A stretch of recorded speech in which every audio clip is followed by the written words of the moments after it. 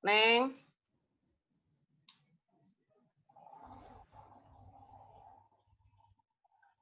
Nur Halisa.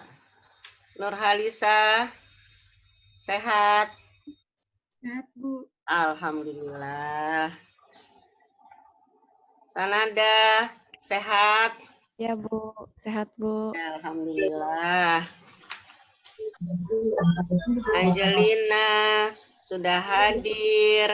Nggak terlambat. Rafael, nggak terlambat lagi ya, Neng? Ya, Bu. Ya, Aurelia. Iya, Bu. Sip. Udah absen Google Class ya? Udah, Bu. Nah, jadi nanti Ibu nggak ngabsen kalian karena kebanyakan waktu. Jadi Ibu nanti langsung ke materi. Ya, jadi kemarin kan habis waktu karena ngabsen kalian. Baru berapa orang? Tuh, 2, 3, 4, 5, 6, 7. Coba bisa lihat jumlahnya.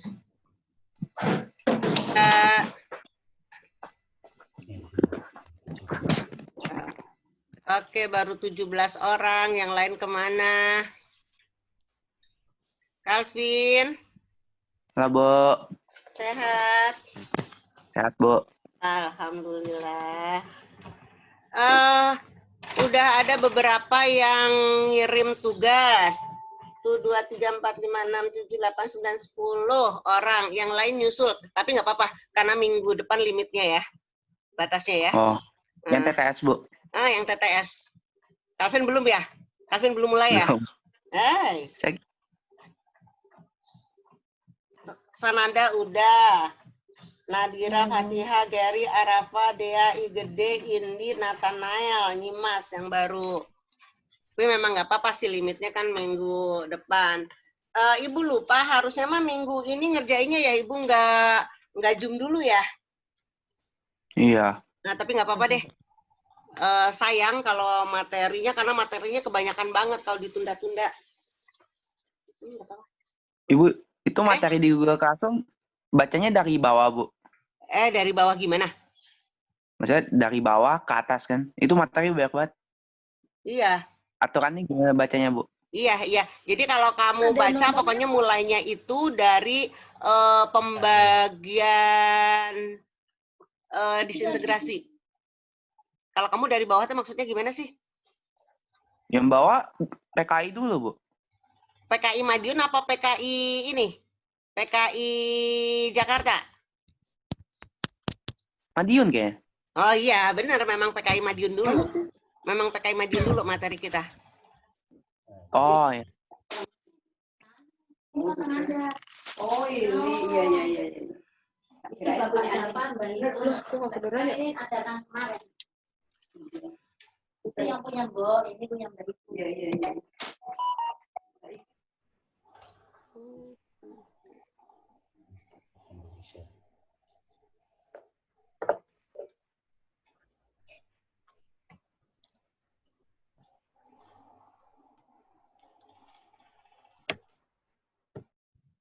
Baru 21 orang. 15 orang lagi belum gabung.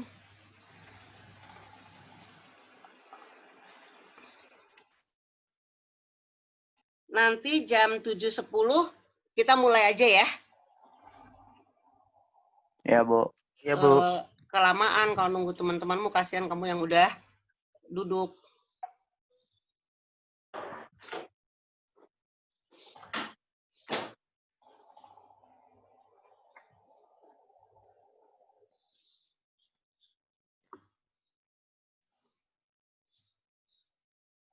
Nanti kelihatan ya Pak ya? Ke atas nama Bapak.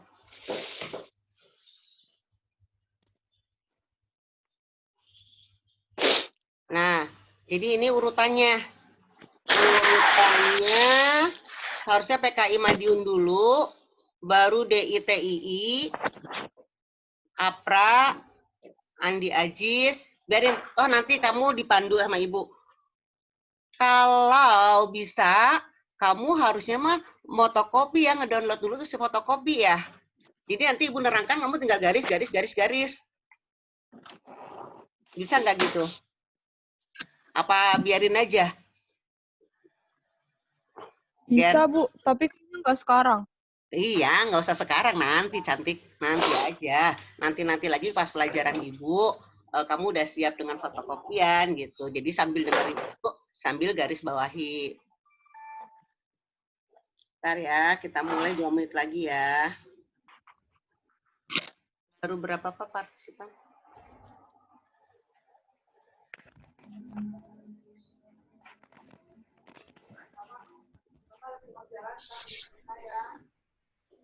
Ntar 2 menit lagi.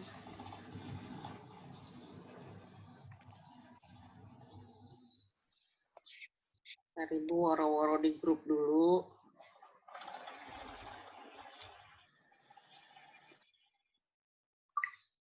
Ini udah kelihatan anak nih.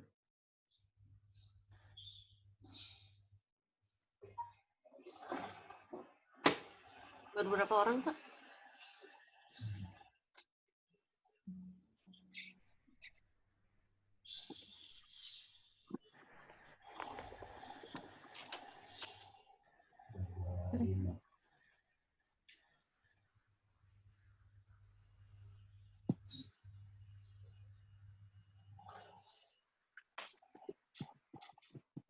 Masuk yang lalu.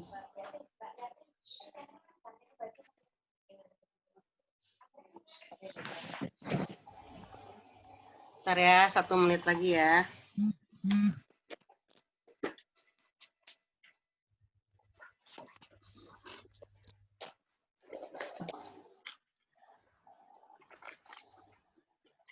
Mana Pak? Udah 6. 10 lagi.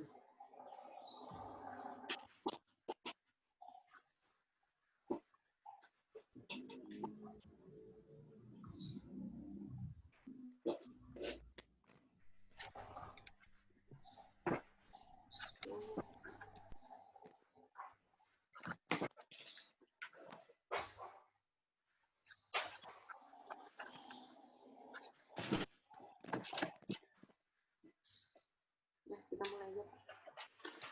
Langsung bisa langsung. Kita mulai aja ya.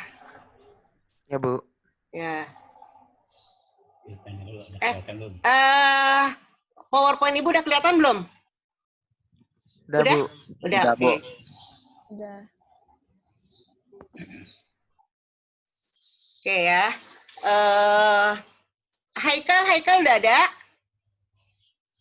Ya, Bu. Oke, Haikal, pimpin doa dulu Haikal. Supaya hari ini apa yang kita lakukan tidak sia-sia. Cita-cita kamu yang besok ke depan, kamu akan terkabul semuanya. Yuk kita berdoa dulu. Sok Haikal pimpin. Mari kawan, sebelum kita belajar, alangkah baiknya kita berdoa terlebih dahulu. Doa mulai.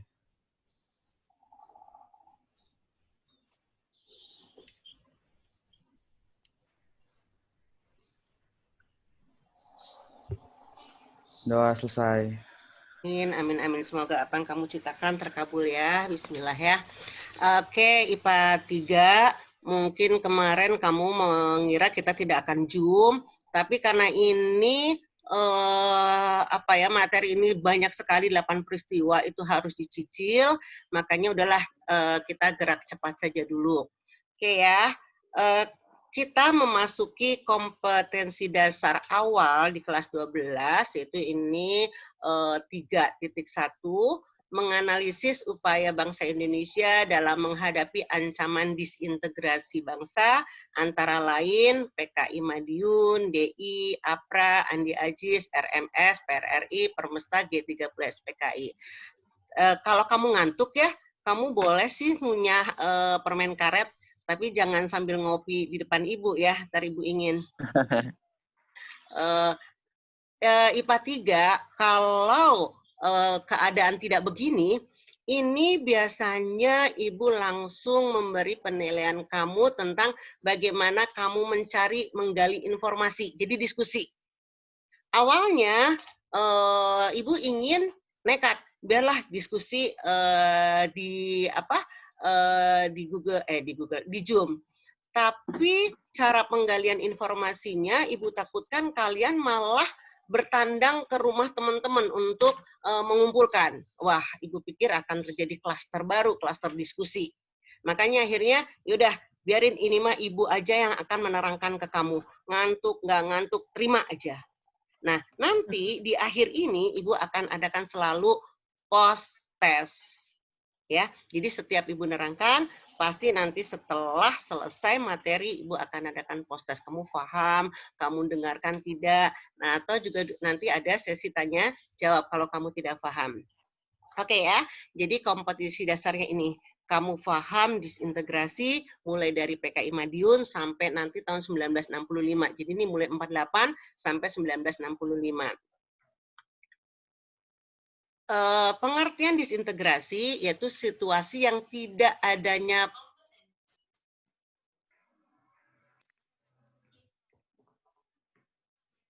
gitu.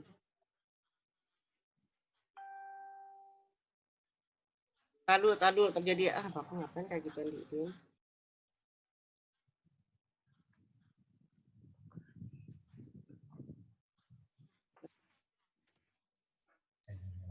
Tadu dulu ada gangguan.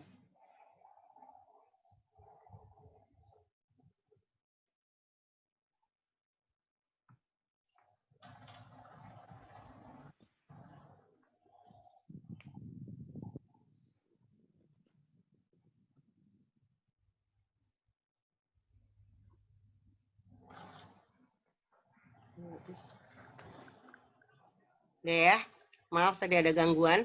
Jadi disintegrasi merupakan situasi yang tidak adanya peraturan serta juga tidak adanya kesatuan yang berlaku di dalam kehidupan masyarakat.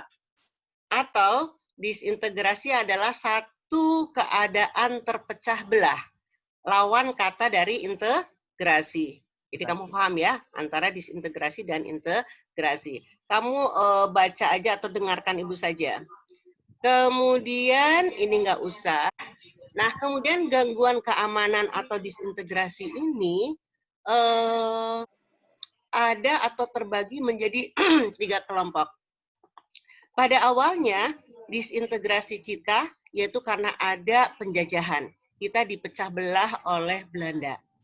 Kemudian Soekarno pernah mengatakan begini, bahwa musuh kita yang nyata adalah penjajah ini. Tapi musuh yang tidak nyata, yang sangat sulit adalah saudara kita sendiri.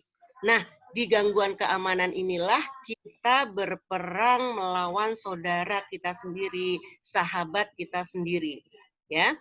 Nah, kemudian disintegrasi ini terbagi menjadi 3 kelompok. Dengarkan.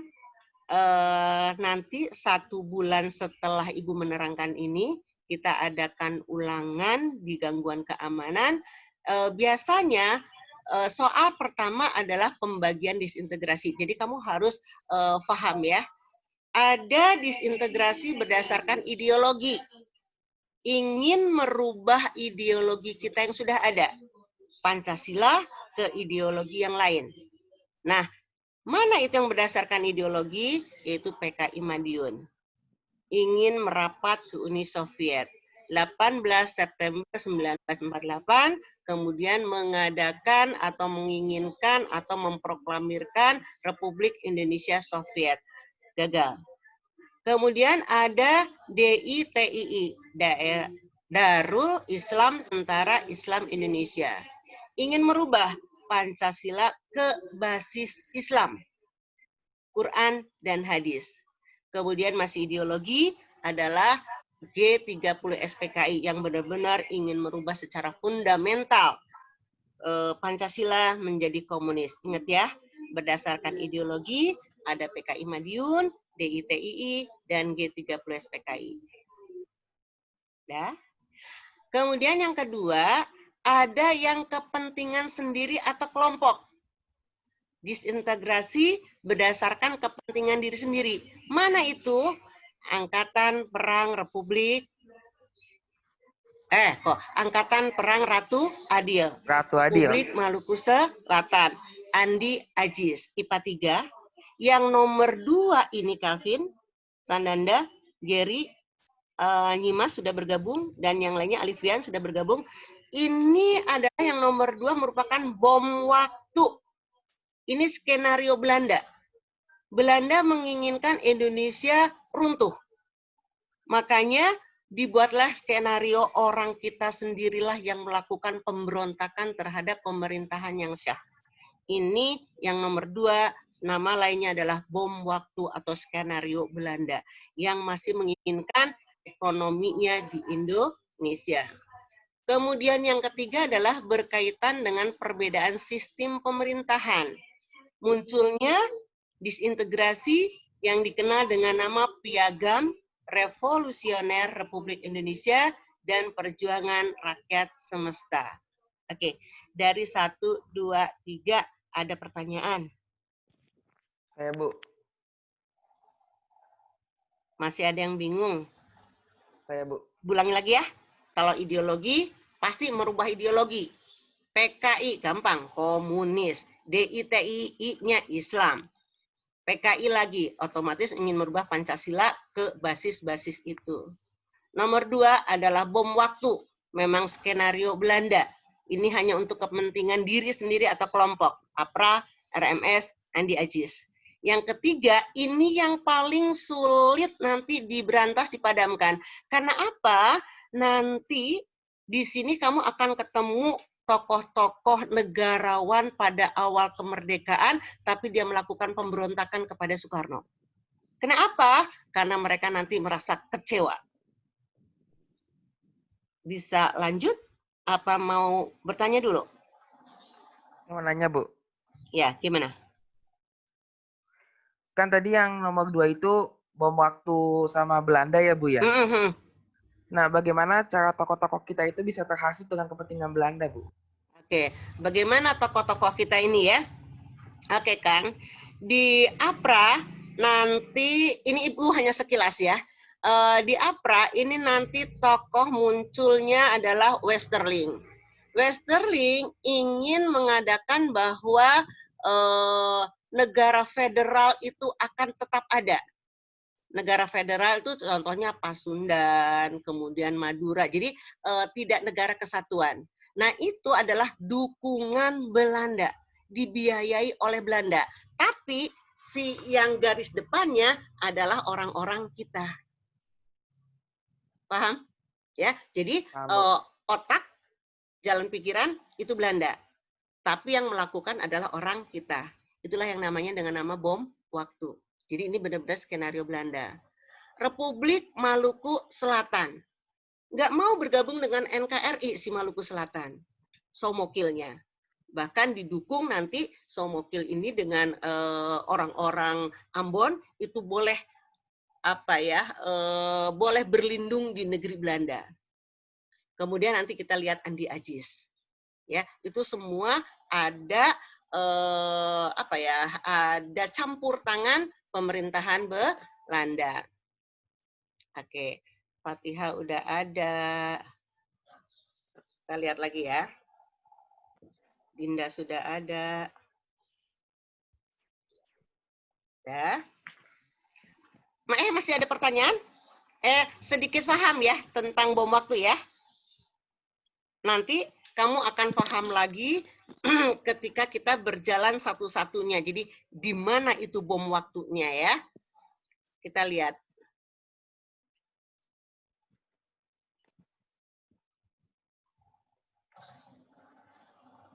Nah, kita mulai ke PKI Madiun. Oke. Nih. PKI Madiun, nanti kamu lihat benderanya, Palu Arit. Ya. Kenapa lambang PKI itu Palu Arit? Hai. Karena PKI misalnya itu petani dan buruh. Oke, Karena karena anggota PKI mereka katanya memperjuangkan golongan petani dan buruh. Petani lambangnya arit, buruh lambangnya palu. Makanya lambangnya Palu Arit. Nah, kemudian kamu bisa melihat ini adalah tokoh yang bernama Muso, Munawar Muso. Kemudian ini Amir Sarifuddin.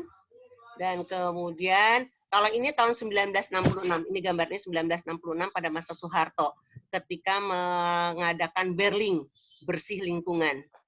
Ya, Ibu ambil ini suasana tahun 1966. Kita lihat lagi. Apa sih yang melatar belakangi dari PKI Madiun? Adanya perjanjian Renville.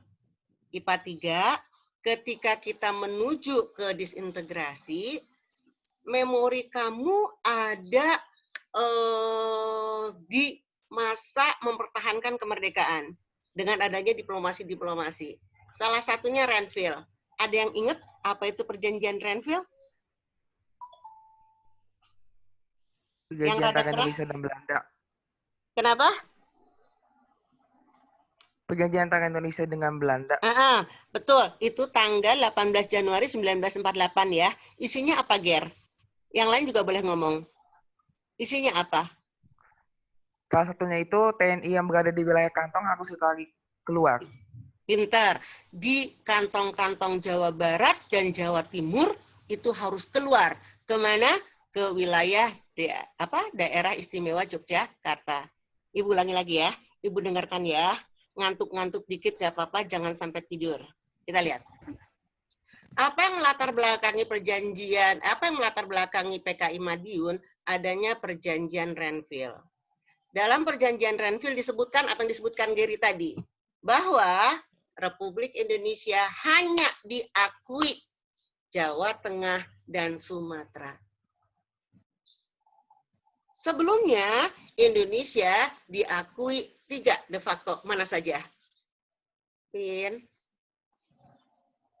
Fatihah, Indi. Masih ingat nggak? Jawa, Sumatera, Madura. Dalam perjanjian apa itu Auralia?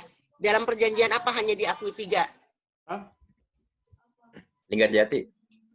Pintar, Linggarjati. Ya.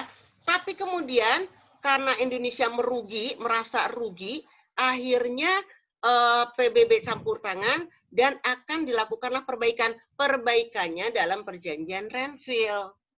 Tapi ternyata perjanjian Renville yang diikut sertakan PBB dan Amerika sebagai penengah itu merugikan bangsa Indonesia.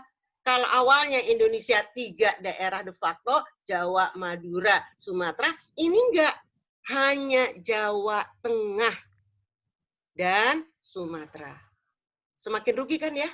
Nah, masyarakat kita kemudian berpikir, kabinetnya pada waktu itu namanya Kabinet Amir Syarifuddin, Perdana Menterinya Amir Syarifuddin. Mereka mengatakan bahwa Amir Syarifuddin tidak bisa mempertahankan NKRI. Akhirnya lengser, tidak dipercaya, dicabut mandatnya. Ketika sedang suasana hatinya tidak menentu mungkin, nah didatangilah Musso, mengajaklah dalam Front Demokrasi Rakyat dan mengajak akan merapat ke Uni Soviet.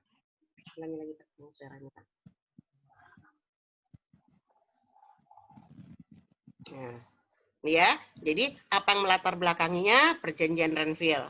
Amir Syarifuddin dianggap lemah. Karena apa? Bangsa Indonesia yang tadinya NKRI Sabang Merauke, Linggarjati hanya 3, dan pada masa Renville hanya Jawa Tengah dan Sumatera. Akhirnya Amir Syarifuddin bekerja sama dengan PKI. Udah ya. Kronologinya, paham? Ada pertanyaan?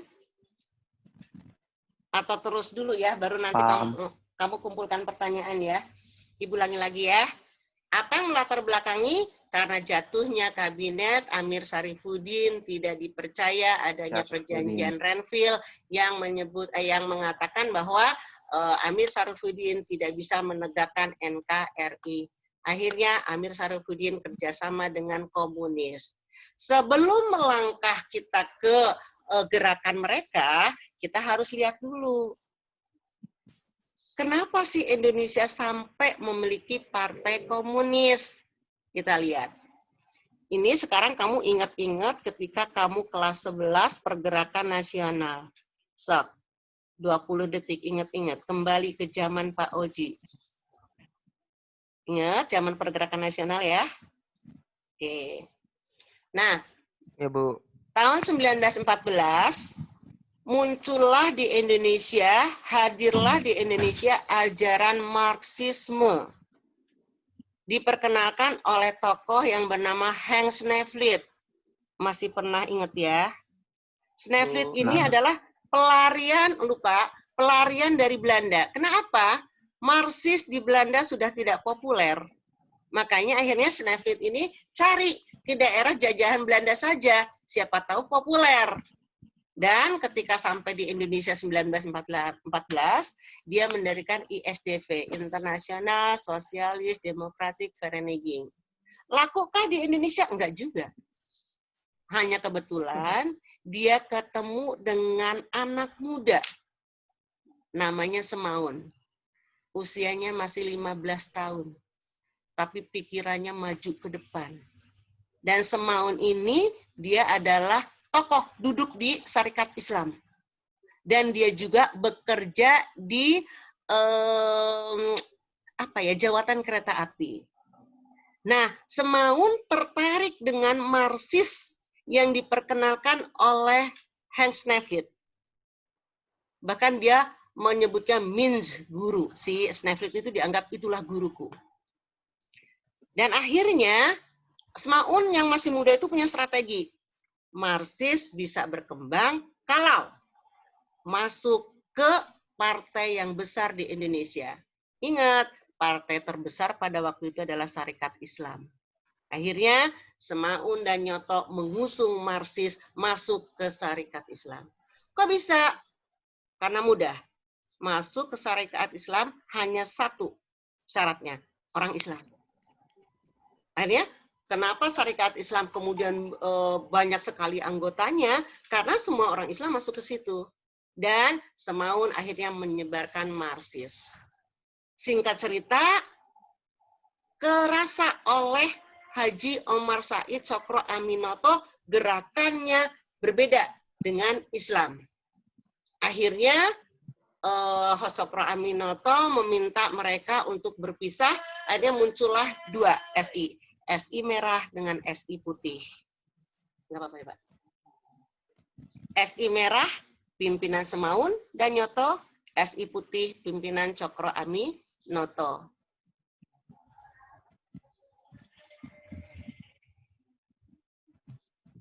Nah, ini tokoh-tokohnya. Kita lanjut ya.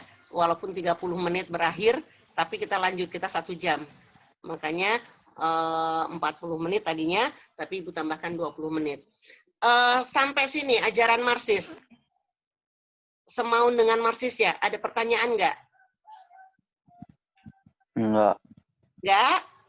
Paham ya? Enggaknya tuh paham ya. Bukan karena enggak liur ya. Paham. Oh, Ibu mau nanya. paham. Oke. Ntar dulu pahamnya. Kamu tahu nggak ajaran Marxis itu apa? Main paham aja. Enggak, Bu. Tapi kenapa tuh tadi langsung paham? Paham ke gerakannya Semaun ya? Oke ya. Paham yang Dengarkan. Ibu bicarakan. Oke, makasih. Jadi kamu Ibu bekali Marxis dulu ya. Gini. Nanti kamu bisa menjadi pemimpin, kamu bisa memilah-milih, bagus nggak sih ajaran-ajaran itu gitu ya. Oke ya. Sebelum Marxis, dengarkan Ibu akan berlama-lama sedikit supaya kamu pahamnya sedikit sempurna. Jadi sebelum Marxis, di dunia itu ada satu paham ilmu yang dikenal dengan nama sosialis. Bahwa manusia lahir ke dunia ini adalah homo socius.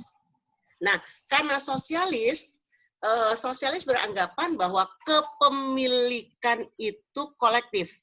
Jadi, di dunia ini milik itu bersama-sama. Sehingga tidak boleh ada seorang kaya, miskin, yang kemudian menjadikan adanya tingkatan kelas. Jadi, dalam ilmu sosialis, masyarakat tanpa kelas. Semua milik bersama. Bagus nggak? Bagus. Kelihatannya bagus. Sip, simpen dulu bagusnya ya. Simpen dulu bagusnya.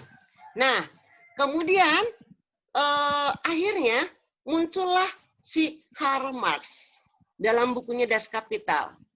Dia mengusung ilmu sosialis tadi, bahwa masyarakatan berkelas, kolektivitas, kepemilikan bersama, itu bagus. Adil kan, merata ya, sama rata, sama rasa ya.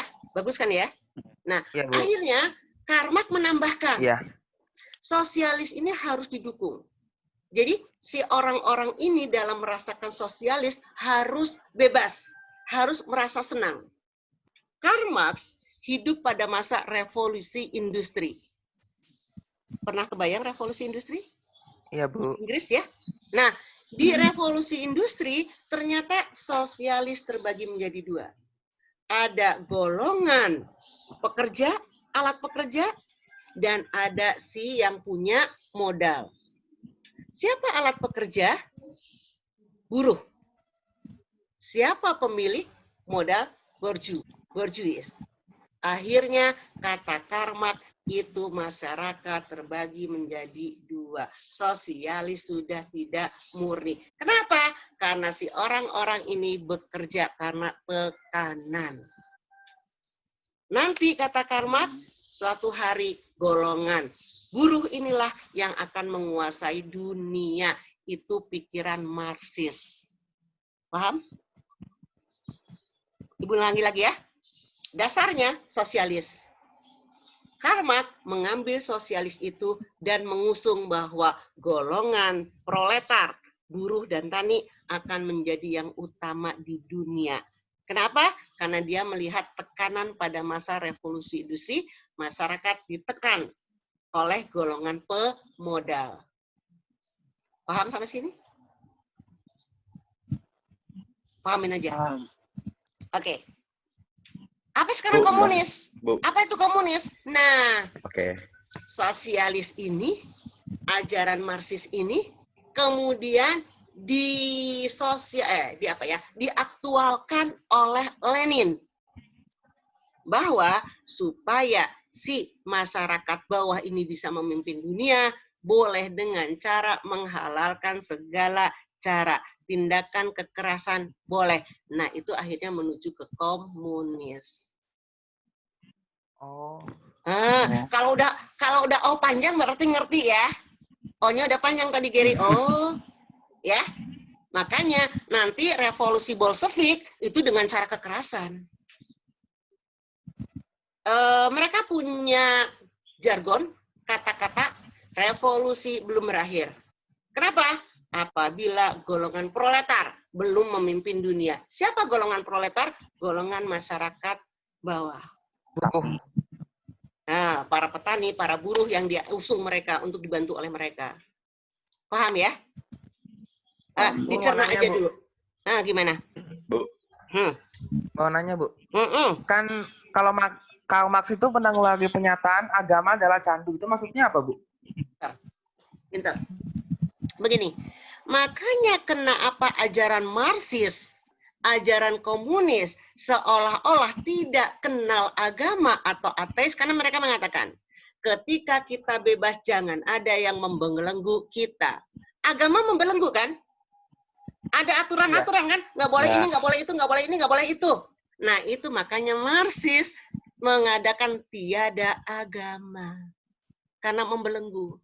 Tiada pemerintahan, karena pemerintahan membelenggu. Biarkanlah individu ini bergerak, berkembang dengan kesenangan hati mereka. Jadi, makanya Marxis Kacau dong. kacau nantinya. Vin, benar kacau. Karena apa? Nanti 1991, Rusia yang begitu megahnya dengan kata-kata komunisnya, hancur kan? Sekarang demokrasi kan? Karena kacau. Nah, kalau kamu sudah nyebut kacau, jadi kamu jangan tergelitik ingin menuju komunis ya. Kacau bener, Vin. Nah, nanti Ibu akan terangkan bagaimana cara Aidit mengkomuniskan Indonesia. Nanti ketika G30 SPKI ya. Bisa ya? Oke. Udah sampai situ. Nah, ini yang lain gimana? Yang lain karena nggak kelihatan Ibu nggak lagi tidur ya. Nah, ini Muso, ini Lukman, ini Nyoto, ini Amir Sarif Fudin. Ya. Pokoknya dasar komunis kamu sudah paham ya. Jadi pertanyaan kamu udah tahu ya tadi ya, meniadakan Ya, Bu. Tuhan ya. Karena Tuhan itu Ya. membelenggu. Bahkan orang-orang Marxis, orang-orang komunis, orang-orang sosialis mengatakan begini, agama itu hanya ciptaan manusia saja. Astagfirullah kan? Jadi agama itu hanya ciptaan manusia saja. Manusia ingin membelenggu. Istighfar. Tapi sebenarnya komunis sama ateis itu beda kan, Bu ya? Sebenarnya beda. Hanya kadang-kadang kebanyakan mengarah ke ateis. Dengarkan, Iya. komunis di Indonesia kan banyak juga orang-orang Islam, orang-orang yang beragama. Hanya filsafatnya saja yang mereka ambil. Hanya kadang mereka nggak mau diatur oleh satu tatanan, salah satu tatanan agama, akhirnya ke ateis. Jelas ya?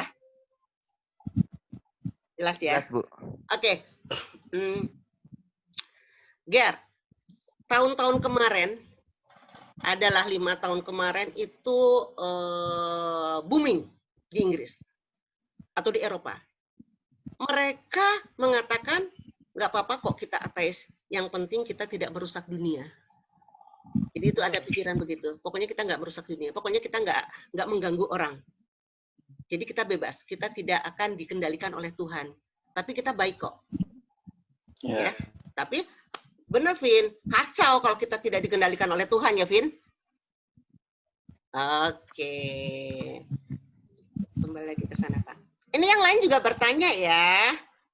Yang lain bertanya. Bu, tinggal 1 menit. Apaan? Tinggal 1 menit. Masa iya kan nanti ditambahin lagi dikit. Enggak, Ustaz. Ya, ditambah yang ininya tinggal 1 menit, Bu. Iya. Ya, biarin. Gak apa-apa.